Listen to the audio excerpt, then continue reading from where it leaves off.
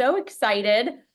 We have an incredible group of panelists here with us, and I'm going to introduce them in just a second, but we're going to let a handful of people still trickle in and join. In the meantime, I would love it if maybe you can send a little chat. We want to make this as conversational as possible. Maybe share with me a little, and not just me, with us, a little bit of, your name, where you're calling in from, and maybe pick an emoji, a word, pick like a weather forecast for your mood today. If you want, you can explain why. Share us a little bit about where we're finding you today in your mental health journey. Is it sunny? Is it cloudy? Are there rainbows? Is there downpour? We want to hear it. And I'll go first, I guess, and maybe then Rachel, you can join me afterwards. But I'm Lee. I'm the founder and CEO of Confetti. I'll introduce myself a little bit more later. I'm calling in from Miami, Florida. And I have to say, I would say mine is like partially cloudy is where I'm kind of calling in from. I'm a new mom. There's a lot on my plate. I'm just trying to still figure it all out, the work-life balance of it all. So that's where you're finding me. Rachel, maybe you can go next. I'm Rachel Stepchinsky. You won't make anybody else pronounce it. And I'm coming from Maryland, right outside of Washington, D.C. And I'd say I'm kind of with you, a little cloudy. I'm not a new mom. I'm a 5-year in mom, and I'm still trying to figure it out. So I'd say there's hope, but maybe not. I don't know. I love that. Amanda, go for it. Yeah, hi everyone. My name is Amanda Curon. I'm calling from Boston, but I was just sharing with the group. I'm back on the East Coast after moving to San Diego a few months ago. And I would say I'm a lightning bolt, like a lightning storm or something like that. All the back and forth travel from the East to the West Coast, if you've done it before, the jet lag, the time change is a lot. And then we're actually flying to Virginia tomorrow. So lots of moving parts. So feeling energized by it, but also a little tired. You can drive on up and visit me from Yeah. Virginia, right up in Maryland. Flying into DC actually, so. Love that. Kelly, go for it. Hi, everyone. I'm Kelly Mackin. I am in San Diego, and I am also on the train of the partly sunny, a little bit of clouds in the sky. Started my morning doing one of my favorite things, playing beach volleyball at 6 a.m., which was great for my mental health. But today is going to be a day. It's going to be a long one, have a work event tonight. So I'm just kind of ready for it to be Friday. Yeah. I mean, Friday is a good day. Our vibes are much more sunny on a Friday, but for any of y'all who've written in the chat that your day is cloudy, it's raining, it's thunder, it's lightning, we're sending a big virtual hug to you all. And we're going to get started. And hopefully by the end of this call, we're all feeling a little bit more sunny, a little bit more rejuvenated. So I'm going to kick us off and I'll just say hello, everyone. I'm Lee Rubin. I'm the founder and CEO of Confetti, and I'm so honored to host this important and deeply personal conversation today. Mental health in focus, prioritizing well-being in the workplace. We all know mental health is no longer just like a side conversation in the HR world. It's really the heart of performance. It's the heart of retention and humanity in the workplace. And let's be honest, we can't keep putting people first if we don't start by prioritizing their well-being. So whether you're a leader, a manager, or simply someone who just wants to be a better teammate, thank you for being here. Thank you for being part of the change. And I'm thrilled to announce our powerhouse panelists who are bringing years of research, innovation, and lived experience to this topic. I'm going to first introduce Amanda, who's the Vice President of Content at Wellable. Amanda brings a background in clinical social work to the corporate wellness space and still maintains her clinical license to ensure everything Wellable produces is evidence-based and inclusive. Her passion for mental health runs deep, and she uses that to create content that reduces the stigma, fosters understanding, drives real change in the workplace. And when she's not championing employee well-being, she's soaking up the sun in San Diego, exploring the city's incredible food scene. And next, please welcome Kelly, who's a workplace well-being expert, researcher, and author of Work Life Well Lived. She's the CEO of Motives Met, which empowers teams through behavioral science and groundbreaking tools like the Human Needs Assessment. Trust me, Kelly is here to drop some serious wisdom. And last but definitely not least, we have Rachel, who leads benefits communication specialist at TriNet with a background in clinical healthcare, behavior change, education. Rachel is just brilliant at turning complicated benefit programs into just simple human tools for empowerment. And I'm excited to have all of y'all here today. So just want to kind of set the stage. Let's start with a reality check. We know that 44% of global employees say that they experience stress at work on a regular basis. I'm surprised that number isn't 90% plus, but that's nearly half of us walking around in a low key or even a high key state of burnout. So let's dig in. Maybe we can start off with you, Amanda. From your point at Wellable, is workplace stress is at an all-time high. In your experience, what's like the biggest contributors to all of this? And let's be honest, how much of it is Slack notifications? Yeah, happy to share. I figure I could start on a little bit of like a personal anecdotal note here. Like I mentioned, I just moved from Boston, living there for 10 years, to San Diego cross country. I actually think about my partner on this one and just what he's experienced in the move with work and personal life, really moving cross country. He works fully remote and he's in a new place. He's fully remote. He hasn't made, a ton of connections in a new place yet. And I think when it comes to work, right, the economic environment that we're in right now, all of the uncertainty we're facing, things are changing really quickly. So I know at work, he wants to do good, purposeful work, and things just continue to change and shift under him. So kind of that perfect storm of lots of change in his personal life, lots of change in the work environment, and kind of figuring it out as we go. I think that level of uncertainty is contributing to the stress that a lot of folks are feeling. And that stress, when it's short term, right, we know can be adaptive, but when it's long term, can be really, really detrimental to our mental health. So finding ways in an environment where we look ahead, right, and things are not super certain, how do we kind of adjust and adapt so that we're protecting employees' mental health is the big question on everyone's minds.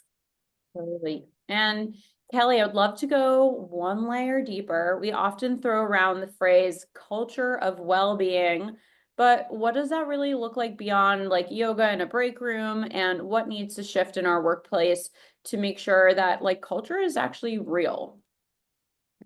Yes, great question, because it's thrown around a lot, like you're saying, but sometimes it's void of like, what does a culture of well-being really mean?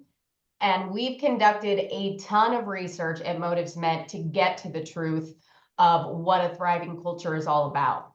And we actually discovered there are 28 psychological, emotional, and social needs, what we call motives, that are what drive us to be well and perform well at work. And we developed a framework that makes this easy to grasp. But for example, there are motives like purpose, variety, flexibility, free expression, challenge, work-life harmony, fairness, or growth. But our data also shined a spotlight on the truth that well-being is personal, it's not universal. All of these motives matter, but they don't matter equally to each person or to each team. So for one person, purpose might be a vital human need driving their health and happiness, but for someone else, they may find they get their meaning outside of work, and that for them, belonging, fun, or appreciation are their primary well-being drivers at work. So a culture of well-being is one that we always say is co-created, where we're meeting these motives at the individual, team, and leadership level. So really creating, a company-wide movement for people to be inspired to care for these motives, to be held accountable for keeping them healthy, to have leaders who really lead with those motives in mind. And also, lastly, shifting from that one-size-fits-none approach to a truly human-centered approach where we're focusing on each person's unique hierarchy of needs. So Kelly, question for you, and maybe this is a question that other people in the audience have, but is it okay to create more custom kind of personal tailored programs since everybody is so different and well-being looks so different to each person? Like, is that level of customization appropriate in a corporate environment, or does everybody have to be given the same level of benefits?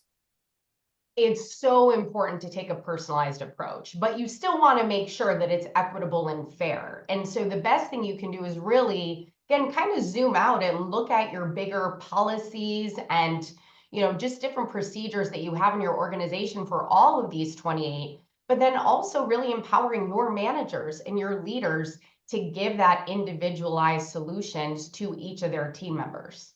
So it's both and. Awesome. Love that. And we have such an engaged audience. I love that. I want to keep that going. I also want to mention that if any of y'all have a question, please go ahead and submit it there in Zoom. I think it's under the More section. There is a Q&A button, depending on how big your Zoom bar is. Go ahead and submit those questions directly there. We'll also do our best to keep our eyes on the chat in between everything so we can try to make this as conversational as possible. And we will have some time at the end to try to take on all the questions that y'all have submitted throughout today's time with us. Awesome.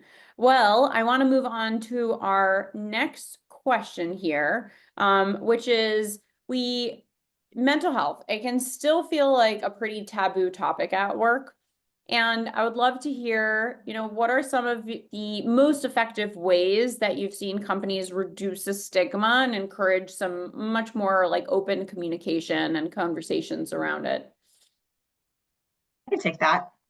Awesome. So from what I've seen, and kind of to piggyback off of what Kelly was saying, it really has to be a two-pronged approach. First, you have these policies and procedures, and I like to use the word flexible because it is a one-size-fits-none. If we are so stringent in what it has to look like, we're going to create additional stress and friction because no one's going to get their needs met.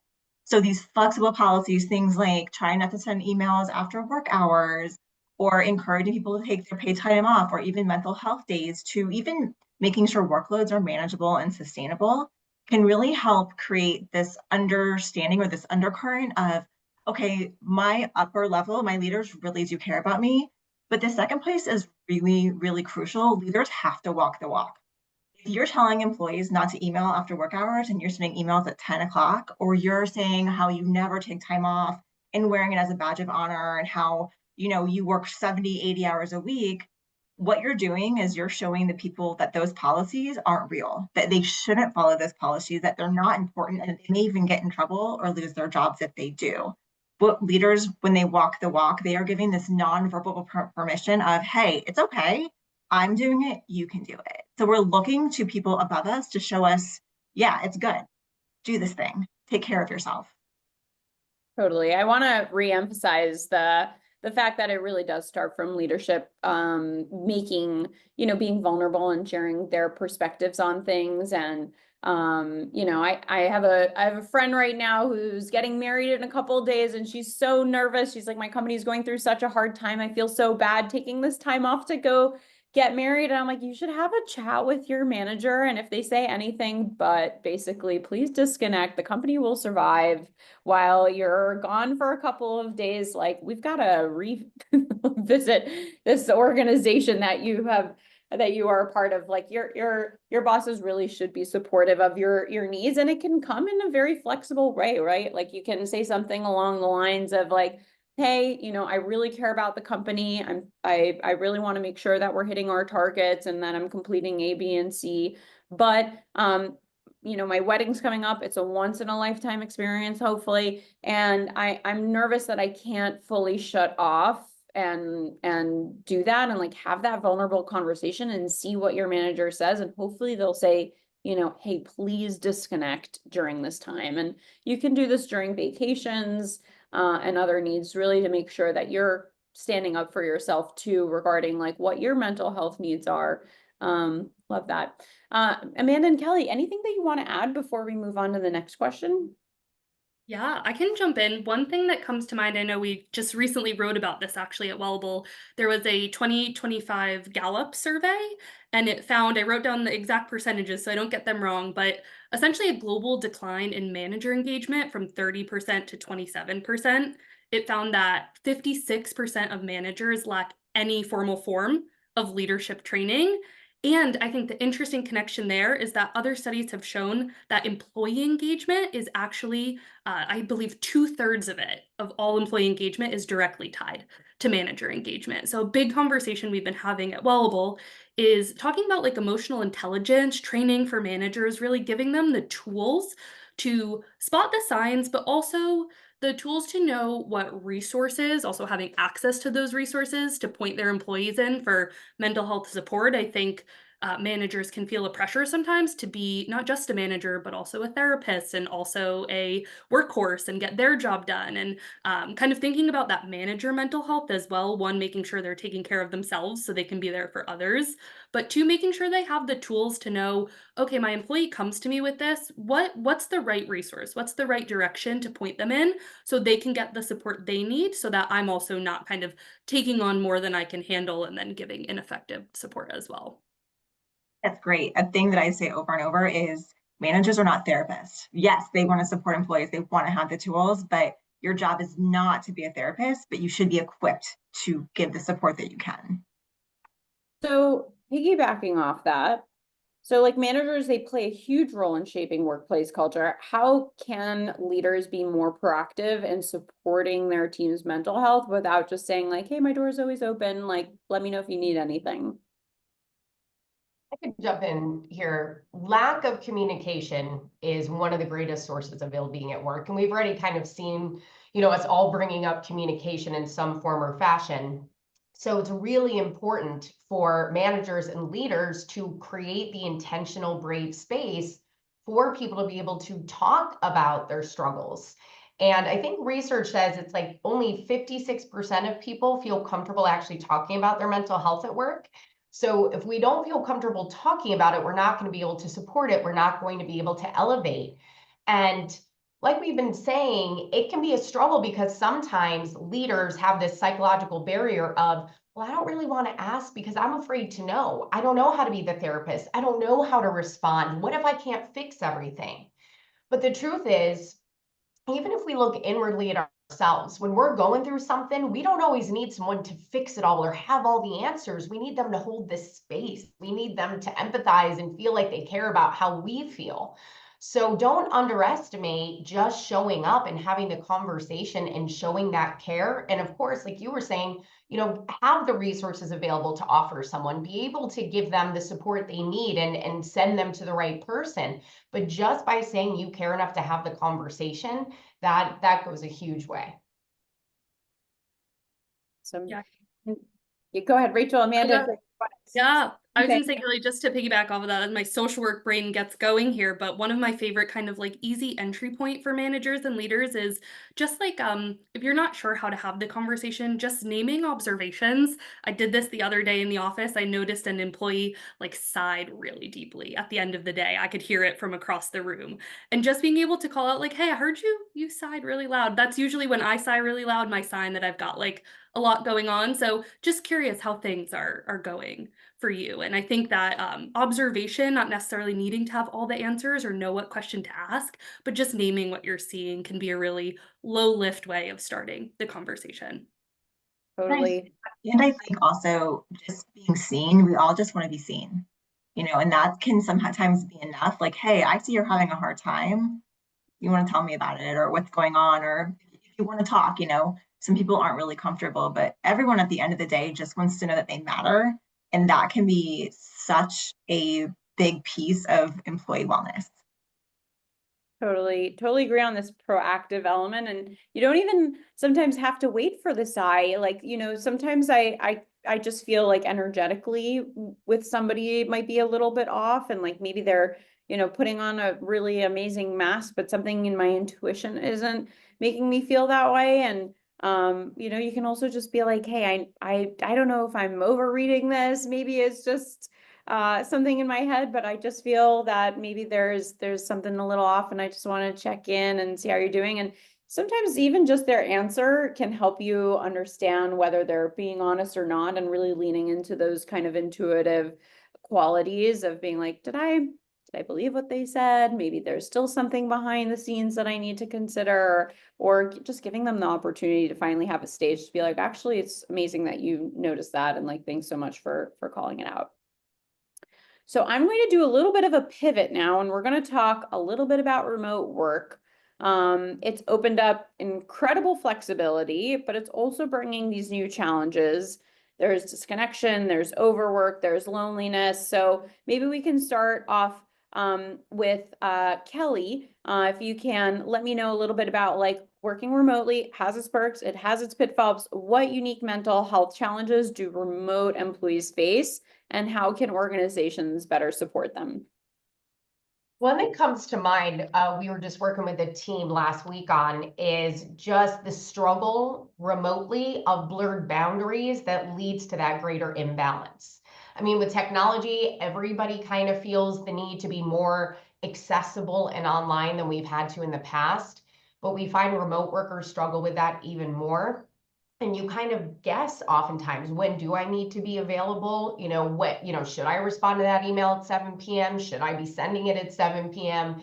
And so a really simple tip that can be great to do on a team is to develop a communication agreement. It just shows your team you care. You get everybody to weigh in of like, okay, what are the expectations on response times on different channels? When do we want to turn on and off? If something is urgent, how do we want to handle that? What are our work-life styles? Who's more of an integrator? Who's more of a separator? Who's maybe a blend? So just having that conversation and putting pen to paper there can help people better hold those boundaries and have that clarity that helps them do that.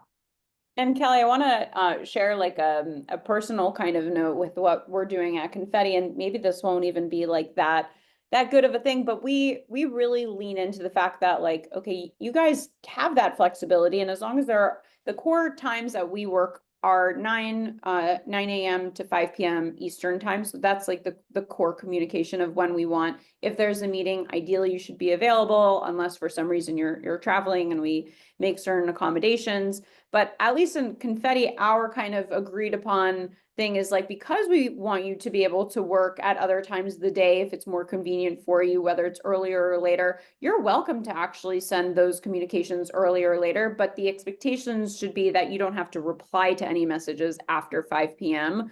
That way you're not constantly hitting, schedule, schedule. But send it, work at 9 p.m. or work at 4 in the morning, or, lean into that. But having that communication is so important. Rachel, Amanda, anything that you want to add to that before we move on? I think having a ritual, like, when we used to go in the office every day, I'm remote, you would get in your car, you leave your work behind, and you would drive home. But now I literally go out my door and my daughter is there screaming. So I like to have a ritual before I end the day. So, I turn off my computer, I get up, I stretch, and that's kind of the nonverbal signal to myself, okay, workday's over. And it's creating that separation and that boundary that Kelly was talking about. Awesome. Well, what are some practical ways that companies can rethink remote collaboration to just reduce stress and burnout? There's the whole thing of like turning off your cameras, just in my opinion, isn't enough. And this might be a little bit contradictory, or not contradictory, but just contrary to like some common belief. I don't believe fully that Zoom fatigue is real. I believe that lack of quality of conversations is something that's real, and not connecting with people and having meetings that like we're not saying the truth, like, okay, like blah, blah, blah, you maybe don't need to be a part of this meeting, or, hey, I know we scheduled it for 30 minutes, but it's okay that we have a 5-minute conversation. It doesn't need to be more than that. So would love to learn a little bit more about what you think we can do to reduce that stress and burnout. And maybe we can start with Rachel. Yeah, sure. So when 2020 hit, when COVID hit, I was patient facing, so I'd see patients, and they'd always complain about Zoom fatigue. And I would say, if we think about the four of us right now, we're all staring at our camera, because if not, we look kind of weird, right? When you're in a conversation in a room with a person, you don't stare at them. And if you do, we'll have talks later, but you please don't stare at them the whole time. So that I think is one problem. So, giving yourself a rest break seems silly, but look away for a second if you're not. And this is kind of a joke that everyone knows, but could that meeting have been an email? If you've had a meeting that could have been email this week, you are not alone. So really, in all seriousness though, maybe thinking about some policies or some framework, what constitutes a meeting, what necessitates a meeting, and what could really just be an email. Having an agenda is crucial. That is a tangible thing that says, okay, here's what we are here to talk about. We're not talking about your new car. We're not talking about your son's soccer game. Let's get these things done. And it gives you a visual, okay, we have 15 minutes late and I still have 3 things to do. Let's get it done and hopefully prevent an additional meeting to this. And finally, I come from clinical and we used to have huddles or we would round on patients, right? So if it's appropriate, it's not for all organizations, but yes, it's adding a meeting, maybe a 3 to 5 minute meeting every day, but can it get everyone on the same page where you could then eliminate additional meetings in the future? So that's my tips. Love it. I have a few things to know, but Amanda, do you want to go first? Yeah, one of the things that comes to my mind, obviously at Well Will We Eat, Sleep, Breathe, health and wellness, and one of our favorite things to do, just making something a walking meeting if it can be, right? Saying like, hey, instead of if we don't need to screen share, if we don't need to be at our desks, like let's take this on the road. Can we hop on a phone call? Can we talk and walk and get out in nature, especially if the weather is nice, and just not feeling confined to our desks, especially one thing I was going to add. I know a lot of folks who work remote work out of their bedrooms, and really talking about that impact on sleep as well is huge, kind of giving some sleep education. But one of the ways, even if you do have to work out of your bedroom, to get out of your desk into nature, into the real world, is to just take your next meeting, make it a walking meeting if you can. Totally love that. It was very aligned with what I was going to say, which is just like we've really tried to normalize in Confetti. I know me and my co-founder do it, so hopefully more teams do it. And maybe they don't do it in front of me because they're, coming up as a CEO. They want to be very in front of their desk, but normalizing. Like I'm curious in the chat, how many people, if you're willing to admit it, like held in going to go to the bathroom for 1 or 2 minutes just because they had another back-to-back meeting, like starting off being like, hey, I've just been in back-to-backs for a handful of hours, like just need like 60 seconds.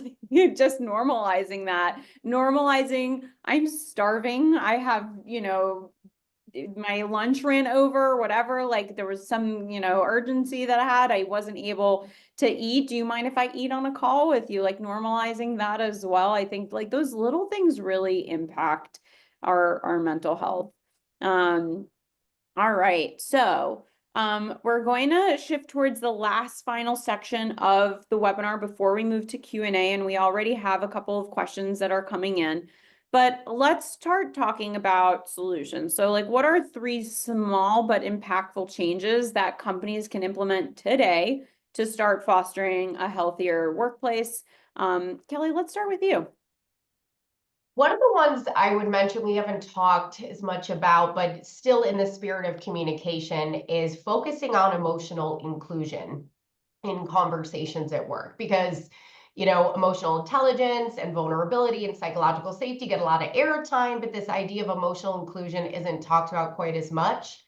And if you couldn't tell, I'm a researcher, I love data. So the average adult, I find this fascinating, says I'm fine 14 times a week, but only means it 19% of the time.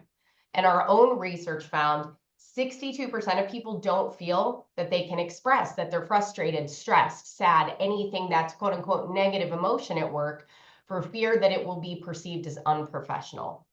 So we need to normalize just being able to say, I'm a human being who has the full spectrum of human emotions. So when we're having conversations at work, not always pushing to just, how can we make this better? How can we be happier? But saying it's okay to be in this place. And of course, let's try to fix problems, but creating that emotional inclusion is really important. Amanda, if you want to go next. Yeah, I was thinking about some like really low lift things I think folks can do. One of my favorite things, actually, one of my team members does this and have since tried to adopt it, but starting meetings with a mindful minute. So she literally starts all of her meetings where she sets a timer and let's like decompress. Like you said, Lee, folks are often running from their last meeting, lots on their minds, and just starting meetings with like, we're just gonna sit in silence for 60 seconds and clear our minds. That's one of my favorite strategies. I also know that it's Mental Health Month, so I think now more than ever is really the perfect time to introduce, it could be content, it could be a resource, it could be a quick tip, fact, or maybe highlighting a benefit that your company offers related to mental health. So just kind of tying the resources you might already have to the fact that it's Mental Health Month. It's a great time to be talking and thinking about mental health. And then Kelly, to build on what you said, I think sometimes too, right? Asking those open-ended questions when someone does say, I'm fine or I'm good. I love to go like, tell me more, or what's making your week so good? Tell me what's making it great. Like, can you expand on that? And so just knowing that a lot of folks say I'm fine or I'm good and don't really mean it, and asking those curious open-ended questions to draw a little bit more out. Jill. So I think what to kind of build on what Amanda said, I love a breathing exercise. I do this exercise with a lot of groups that I work with where you rate your stress on a scale of 1 to 10, take 3 deep, slow breaths, which activates the parasympathetic nervous system, which can lower our heart rate, lower our blood pressure, and just make us feel out of that fight or flight stage. And then rate your stress again. And it's so tangible. And the expectation is not that your stress goes from like a 10 to a 1, but maybe you're a 10 and you're a 9 or 9 to a 7. And that just shows people that they have this ability at all times to make an impact on their own stress and anxiety. It's like this backpack trick. And I think movement as medicine as well, stress and walking for 5 minutes at a moderate intensity can actually be as impactful as some medications for stress and anxiety. So the walking meetings or just normalizing kind of like movement snack breaks and reframing that movement's not going for a jog. It can be, sure, it can be doing a exercise, but it can also be walking around your house or vacuuming or hula hooping or dancing, whatever that you like to do. And again, noticing the impact on your physical and mental state, because you're more likely to do it again if you have that tangible benefit that's tied to it. I love that tip, Rachel. I feel like I'm going to have that be my takeaway. Happy to help. I'll add a few more. So like something I've been doing lately is I transparently said it on the webinar, like, I'm not doing that great. So, when people say like, how are you doing? Instead of me just being like, oh, everything's good, everything's fine. As Kelly like said, I'm actually like, you know what? Things haven't been that great. And like, I get really real with people, and I'm always just so delighted how people just kind of show up and they're like, oh, and so supportive. And like, we all kind of like rally together to like make things work. A couple of other tips. I really love connecting with people for the first, just 3-5 minutes of a meeting. And then also just normalize ending meetings early and being like, hey, we've got 5 minutes. Like, why don't we go stretch? Why don't we grab some water? We go to the bathroom, get a snack, whatever is needed. And I don't know if other companies do this, but we normalize mental health days as like sick days, as PTO days. Like take the time that you need off to regroup, because if our minds aren't there, we're not going to produce good work. So you might as well just take the day off and kind of get your thoughts and brain together. All right, final questions before we go to Q&A. What is one shift you hope to see in the way companies approach mental health and well-being in the workplace? Rachel, let's go with you first. Yeah, this for me is easy. I would love to see it be as normalized as I'm going to the dentist, or I'm going to go get my annual physical. Like, hey, I'm taking a mental health day, or I'm really stressed. My baby didn't sleep last night. I'm taking the morning off because that's okay. Because I know that to do my job well and to take care of others, I have to take care of myself first. And I love to see that be something that everyone feels comfortable doing. Love that. Amanda? Yeah, I would love to see mental health, conversations about mental health, wellness in general become a little bit more proactive than reactive. When I worked with college students back in the day, when I was practicing clinically full time, we would often say, right, like a little bit of stress is normal, like a baseline. If you're 0 to 100 of 50, like some stress is adaptive and good. We often interfere and start to do those wellness strategies when our stress is at like a 90, a 95, a 100. So I think of that obviously on the micro level, but for companies and workplaces, how are we proactively giving folks the resources they need, having these conversations, like you were saying, Rachel, but doing that like before things get really overwhelming and stressful, and doing it as a healthy part of our culture consistently every day, so that when things when the world does become more uncertain, when things do happen, we've already kind of built that internal resilience to handle those waves a little bit better. And Kelly, is there anything you want to add before we move on? Say for me, I would love to see the 3 T's, as we call them, time training tools, be given to managers so that they can really support mental health and well-being at work, because without that, it becomes really tough for them to care for their teams the way that so many managers want to be able to do. Awesome. Well, we have some incredible questions from the crowd. Let's get started on them. An anonymous attendee said, when you have someone leave because of mental health, how can you support your remaining team members to prevent a sort of vacuum effect or even the guilt of thinking they could have done something different? I can start. Yeah, please, go ahead. I've definitely dealt with this working with clients, and I think the first thing to do is to name the elephant in the room. If there is a level of secrecy around it, it's going to create more fear, more uncertainty, and as we've already discussed, that can create additional stress, additional mental health struggles. Name the elephant, give the resources, and make it know, do you have an EAP, an employee assistance program? Can you get somebody on site? And just let people know, hey, this happened, like this is not what we intended, and here's what we're doing about it. What do you think about it? Include people in the conversation, because then you're going to get rid of a lot of the chatter from the peanut gallery. If you let people speak their mind, there's not going to be hushed conversations in corners. Anything y'all want to add before we move on to the next question? All right. Michelle said, not being in a leader management role, what do you recommend or say for those who are more of an employee and for those who are remote? And I hear a lot more for leaders than for employees. Yeah. Go ahead, Kelly. Sorry. Go ahead, Amanda. I was going to say, I kind of mentioned it a little bit earlier, but I think if we're talking about mental health for employees who are working remote, I really think sleep is such an underrated wellness and mental health solution that we often think of as maybe like 9th or 10th on the list, or sometimes it's like when life is busy, it's kind of the first thing to go, when really so much research shows that sleep impacts our mental health tremendously. One of my favorite data points is when you're sleep deprived, right? Your amygdala, so the fight or flight center of your brain, is 60% more emotionally reactive. And so if you just think about that, again, if you're working out of your bedroom or those work-life boundaries are a little bit blurred, I would start with maybe like some sleep hygiene, maybe some education around sleep hygiene and how I can make sure I'm taking care of my sleep, creating those boundaries and separation for myself to be able to transition more smoothly into my night, because a good night's rest is actually going to be so helpful for bolstering our mental health. Kelly, I think you wanted to say something too, right? Yeah, no, I was just going to jump in. I think when it comes to kind of your work peers, if I understood that part of the question right, of kind of what can you do to support, honestly, curiosity goes such a long way of really making people feel like you care about their well-being. Just not even just asking like, oh, how was your weekend? But again, just asking interesting questions to people related to, again, like these 28 human needs. What do you find fun at work? Like, what do you not find fun? Just getting curious about the people around you really makes them feel you care, makes them feel supported, even if they're not your BFF, even if it isn't someone that you love to work with all the time.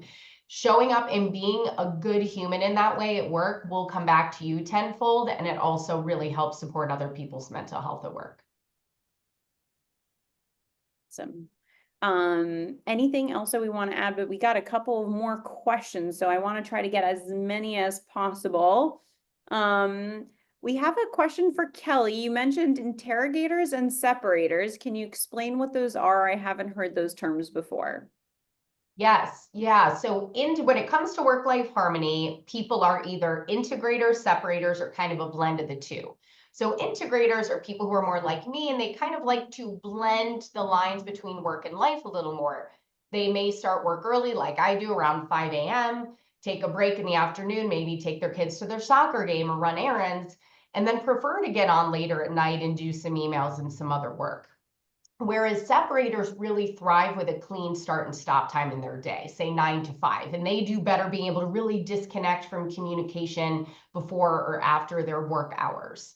So when we can kind of understand our work-life harmony style and the style of the people we're working with and figure out how we can collectively kind of make it all work together, that's going to be when, you know, a team is going to be able to thrive the best together. And I wanted to mention an answer that I forgot to talk about for the last question, which is you don't need the leadership title to act like a leader, right? You can still personify those characteristics, and you don't, even if you're not a leader, you can still go to one of your colleagues, and if you see their sigh or if you see something else, you can just be like, hey, I wanted to check in on you, and you seem a little off, and like, is everything okay? Is there anything I can do to support? That actually is amazing qualities. And if your manager / leader starts to notice them, they might be like, oh wow, this person's actually a good fit for a potential promotion if it's available later on as well. Awesome. And we have 2 more questions that came in through the Q&A. I will say, I see a couple of questions in the chat. I will try to get to them, but if y'all want to streamline, there was also a couple of hand raises. If you want to help me streamline it by putting everything into the Zoom Q&A feature, that would be amazing. But going off to the next one, do you have any book recommendations that teams could perhaps read together to touch on mental health wellness? We have a book club at work, and sometimes this helps with getting convos started. Any book recommendations, Kelly? I'm sure you have one. Well, shameless plug, Work Life Well Lived is a great one, but I also want to mention Melissa Doman. She is absolutely amazing. Her book, Yes, You Can Talk About Mental Health at Work, Here's Why and How to Do It Really Well, is amazing. She has LinkedIn learning courses, all sorts of great stuff, so go check her out. Love it. Any other book recommendations? Yeah, I can jump in.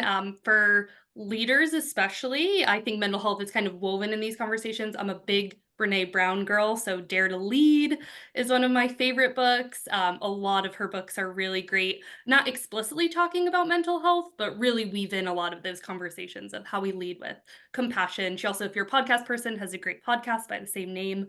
That's a great place to start. I love Brene Brown. Just like my person that I like want to meet in life. Rachel, any books, or are we moving on? I was actually going to say Brene Brown as well. So plug Kelly, of course. Awesome. All right. Privacy concerns. They're so important and a lot in most areas. So how do you address the elephant in the room when someone left or is on leave due to mental health issues without violating their personal privacy? Who wants to take this one? It's a toughie. I can give it a stab. Do not sue me, please. Check with your HR. Always, always, always check with your policies. And we never, for privacy rights, you never want to share someone's personal health information ever. It is a violation, and also you're violating trust. It's against the law, but also you're violating trust. It would be my recommendation to not give information. I mean, you can say they left due to personal reasons. In my mind, their story is their story. And if they want to share it, that is their choice. And again, it's not legal. So. All right. And if all of y'all can just put any of the book recommendations in the chat, people have been asking. I tried to put Dare to Lead, Brene Brown. I added mine, Permission to Feel by Mark Brackett. We technically have a minute until the end of this webinar. So I want to actually take that a minute, have y'all grab your drink of water, go to the bathroom, do that stretch, so we can all actually put these words to work. For those of you who are interested in the SHRM credit, know that will be sent out via email after this webinar. And just thank you to our phenomenal speakers, Rachel, Amanda, Kelly, that showed up today to just be a part of the shift. And the future is just brighter when we lead with compassion. And thank you all, even the people, the participants here. You were part of that change as well. So thank you, and have a wonderful rest of your day. Thank you. Thanks, everyone. Bye.